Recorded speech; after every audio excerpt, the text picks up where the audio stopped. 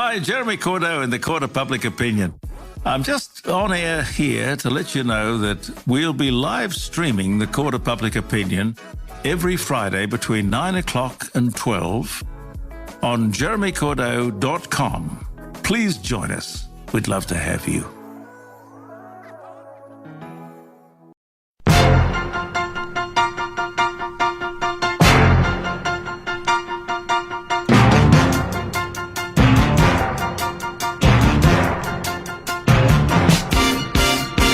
Hi everybody, welcome to the show, the Court of Public Opinion, we call it, from the garage. Peter Clayton is there behind the camera. How are you, Peter? I'm good, Jeremy. Bless you. Can I apologise for my grammar? I'm going to do a better job. Oh, the bits you do at the beginning of the thing. Yes. Oh, look, I do typos all the time. I'm doing too many. That's all right. I'll fix it up. Oh, well, look. We must not get paranoid, picky, or, too Virgonian over these things. Anyway, there has been the odd comment. Well, it's me. It's not you. It's me. No. Anyway, it doesn't matter. Pete just told me Melanie Safka died the other day. Melanie Safka, who did... Look What They've Done to My Song. Look What They've Done to My Song. And I think she did something, Peace Will Come.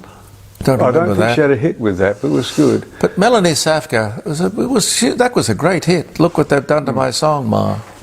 Yeah. Anyway, I don't know how old she was. Do you, Pete? I think it was 76. Yeah. I think. Yes, oh well, we're not here for a long time. We're here for a good time. In fact, I think we get the old biblical 70 years and 10, and if you get anything over that, well, it's a bonus. Pure and simple. Georgie Purcell, I don't know if you know the name, but Georgie Purcell is the youngest member of the Victorian Parliament. She's 30 years old, just 30, a tattooed former stripper, a member of the Animal Justice Party. Good for you. Good for you. But that's not the story. Channel 9 did a segment featuring what Georgie says was a doctored picture. Talk about a storm in a D cup. This is what she said. They gave me big breasts and they lowered my neckline. Shock horror. Look. Why would anyone in the Channel 9 newsroom, covering a bit of local Melbourne politics, what would somebody in the newsroom, why would they Photoshop? I'm not saying they didn't, but I'm just asking why. Anyway, I think the lesson here is never Photoshop somebody unless you ask permission.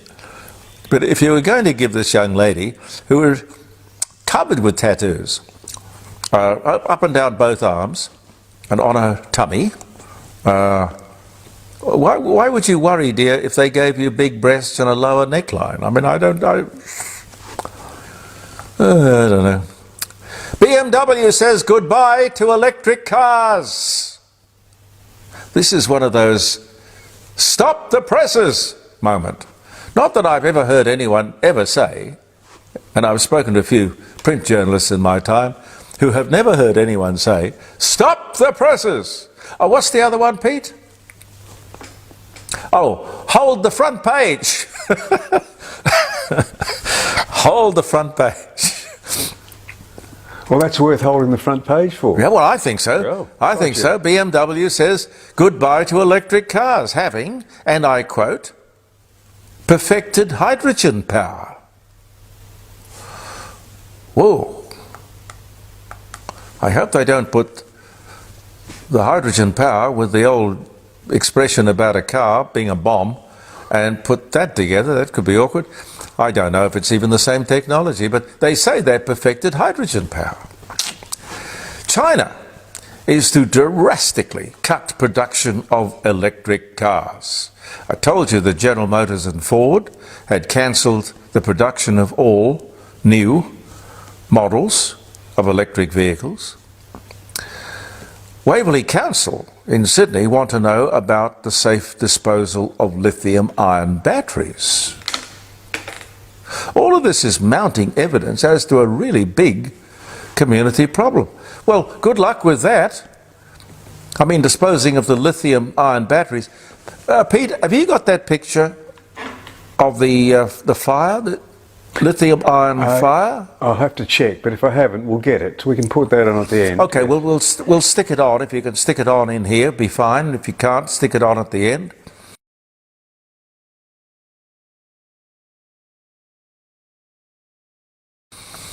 Cars on fire.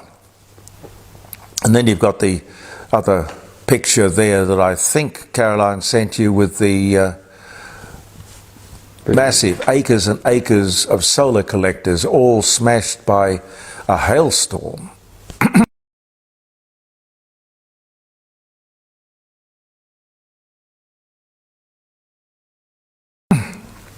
Dear oh dear. Mind you, none of these pictures and none of these stories seem to make it to the popular media. They all want to be supportive of electric vehicles and lithium-ion batteries, which I think is kind of stupid. Should be the story of the decade. Usually, smart car companies all over the world, billions of dollars at stake, and the media, no less stupid, have gone along with the manufactured nonsense about electric vehicles, the rhetoric, the narrative. Don't get it. Now, what do you think of conscription? There's a story the other day in the Australian. It comes up from time to time, and it is divisive. Australia is in a very vulnerable position, as I mentioned earlier this week, with an army unable to maintain even one brigade. From time to time, we've had 6 brigades, and with a much, much smaller population. I pointed out to you earlier in the week that the Australian Armed Forces, the 1st Expeditionary Force, was 600,000 strong. And I think we were barely 5 or 7, this was back in the First World War, I think we were basically about 5 or 7 million, the population of Australia. But we managed to put together 600,000 brave young fighting men. And today we can't put together one single brigade. 60,000 people if we're lucky. It must be time to at least consider conscription. Think about it. It works successfully in Israel and Singapore, where they don't have the sort of youth problems that we do here. Greece, I think Switzerland, Turkey, all have conscription without any controversy. Now, I guess we'd have to have some rules about it, like ideally young men and women would not serve in a war zone outside Australia, but they would be in preparation for going into the reserves, perhaps. Not 2 years, because people don't always want to, disconnect themselves from their careers and their education. But there could be ways to put it together to everyone's advantage. In America they have this thing called the GI Act, which is very useful. People have found it wonderful over the years. This is where, if you go and do your national service, which they used to have to do, and you did a certain number of years, I think it was 3 years in the Army or the Air Force or the Navy, the feds, the government, would pay for your college education. That was very popular. Anyway, come Friday, we can take calls. come tomorrow, we can talk about this, well, because we've got some time. And as I say, I know it's divisive, but it just might be necessary. We must be prepared. You know, the world is a dangerous place to be sitting around optimistically thinking that our allies will come and save us. You know, we're 27 million strong now. We have got the potential to be very self-sufficient. Strange new trends in the world, though. But keep that in mind for tomorrow if you want to ring on the show. I'd love you to do that. New trends. These are weird. Weird. Gender reveal parties. Ever heard of that, Pete? No, that's a new one. Gender reveal parties. Not a christening party. A gender reveal party. A trend in America, apparently. It's for people who discover the gender of their child and reveal it to everybody. Okay. Another trend is for people to marry themselves. Are you so narcissistic? You'd marry yourself? I can't believe that. That sounds pretty weird. Also, a bit like having a wedding reception, people apparently are throwing a divorce party. A divorce party. And inviting their former spouse. I don't know. I mean, it all sounds very civilized, I suppose, but okay, well, whatever rows your boat. One person dies every 6 hours from skin cancer. I heard this the other day. It's pretty frightening. You know, there was this strange line where an American entertainer, he got up there, and it wasn't a concert to raise money for Africa or anything like that, but he wanted to make some sort of, I think it was, oh, it's gone. Anyway, I'll just tell you the story. He was singing about, you know, his favourite songs and his hits and whatnot. And then he said, "Do you know?" And he clapped his hands. Just clapped his hands. And he said, "Every time I clap my hands, a child in Africa dies." And this guy in the front row stood up and he said, "Well, stop clapping your hands." Which I don't think was the point of the protest, but there you go. Thought it was clever. One person dies every 6 hours from skin cancer. Well, we are very good at catastrophizing everything, including the weather. Look, I know there are dangers, and that's scary. Sitting in the sun and getting a suntan. One person every 6 hours sitting in the sun is dangerous. Crossing the road is dangerous. Listening to a politician is dangerous. Believing him or her is even more dangerous. What else? Buying an electric car or an electric scooter or bike is very dangerous, but somehow fashionable. A suntan used to be fashionable. Look, I've been in the sun most of my life. You, Pete? Yes, and I've got the skin cancer scars to prove it, unfortunately. Yeah. Yeah, no, I've suffered with it. Yeah. I don't want to minimise or downplay the dangers of skin cancer, melanoma. But when I'm lucky enough or have the time enough to sit in the sun for a while and get a tan, I'm sorry, I feel better. I feel happier. I feel healthier. I don't know.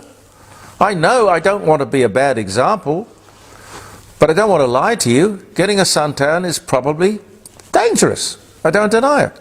But what isn't? Maybe it's my age. But I will not live in fear, carefully thinking about every word I say lest I offend someone. Well, bugger all of that. I won't wear a shirt when I love the sun on my back. I love the feeling of the sun on my back.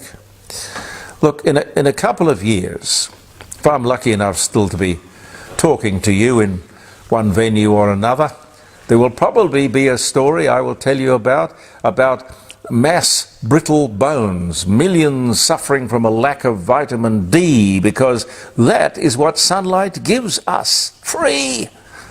Just don't overdo it, maybe. I mean, that's perhaps the point. Well, I have to say, my doctor has said I have to take my shirt off. I need vitamin D. Oh, well, that's I think we all need vitamin D. Yeah. No, I think it's a vital thing. You don't hear anything about osteoporosis these days, yet it was a bit like repetitive strain injury. All of these things have a certain fashion. They become talking points, and the media jumps on the bandwagon, and it's the word, or it's the illness, or it's the malady of the day. Nominations are open for people who will be appointed to advise our state government here in South Australia on things that affect Aboriginal people. But that, of course, is everything. This is the legislated voice here in South Australia. In other words, the failed referendum taught them nothing. The voice reintroduced through the back door. More left-wing arrogance in the face of Australia. At great expense, rejecting the entire idea of that referendum. I've quite forgotten. I think it was half a $500 million we spent. When they say, no matter, we don't have a voice anyway. Huh? Do we have a Liberal Party with the chutzpah to pledge that they will get rid of it? Or are they simply Labor light? South Australia, to my knowledge, has not said who is going to pay for all of this, which really pretty much adds up to a third chamber. Will they want parliamentary secretaries and assistants and press secretaries, government cars? I don't know. But if it boils down to being an extra expense upon the taxpayer, it should come out of the trade union movement or out of the Labor Party, not out of general revenue. I don't want to pay for any of it. Anyway, I think we'll leave it there. And I'll wish you a happy birthday, wedding anniversary, and a happy first day of the month, ladies and gentlemen, February the 1st. RCA released the first ever 45 RPM record. 1949. And would you believe it? I don't have a note here as to what it was. I wonder, I was going to Google it. No, I'll do that later. Talk about it tomorrow. Federal government's new national health insurance, Medicare, started 1984. This was the rebooted Medibank. When I say rebooted, Medibank failed, Medicare. Same old, same old. Happy birthday to Normie Rowe, 1947. Johnny Ashcroft was born in 1927. What was Johnny Ashcroft's hit, Pete? I should know, but I just can't think. Do you remember Little Boy Lost? No. It was a song it was a true story about a little boy in the country who wandered away from home, and the entire township went out looking for him. It was a great song, Johnny Ashcroft. Little boy lost. The first life-saving club in Australia was set up at Bondi in New South Wales, 1906. I got a lot of feedback, by the way, from my suggestion or observation that maybe we should make swimming lessons compulsory, seeing as we've lost 67 people to drowning in just since the beginning of summer. Just since the beginning of summer. Lisa Marie, born to Elvis and Priscilla Presley, 1968. Tracks from the Beatles' For Sale album heard on Adelaide radio for the first time in 1965. That would have probably been 5 AD. Buster Keaton died in 1966. Ray Sawyer, former Doctor Hook member, the one with the patch, he was born in 1937. The Hollies concert at Memorial Drive here in South Australia, 1970. Don Everly was born in Brownie, Kentucky in 1937. Tony Murphy started broadcasting the Drive Time program on 5DN. Murph the Surf, they used to call him when he was on 2SM in Sydney. He was a nice bloke. 1977, I don't know where Tony Murphy is these days. The world's first motion picture studio opened in New Jersey, built by Thomas Edison in 1893. The first meeting of the United States Supreme Court on this day, 1790. The birth of AM stereo. Wow. AM stereo was something that, I don't know, somebody came up to make AM radio come through two speakers, so it was sort of sounded a bit like FM. And I don't know why. Oh, and I think I do know why it didn't ever take off. Because while we in broadcasting promoted the pants off it, and we were all broadcasting in AM stereo, there weren't the receivers in the shops.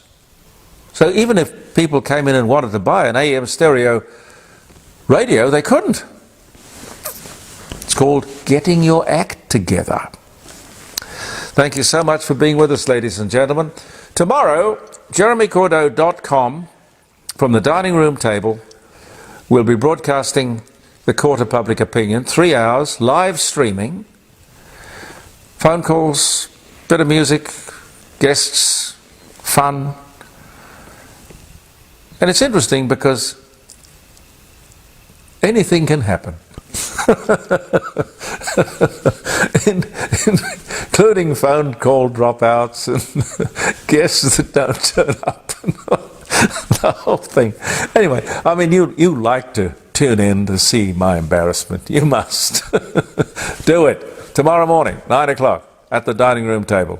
I'm Jeremy Cordeaux, Peter Clayton behind the camera. I'll see you tomorrow and next week here in the garage on Facebook and podcasting. Believe in yourself and bye for now. Hi, Jeremy Cordeaux in the Court of Public Opinion. I'm just on air here to let you know that we'll be live streaming the Court of Public Opinion every Friday between 9 o'clock and 12 on jeremycordeaux.com. Please join us. We'd love to have you.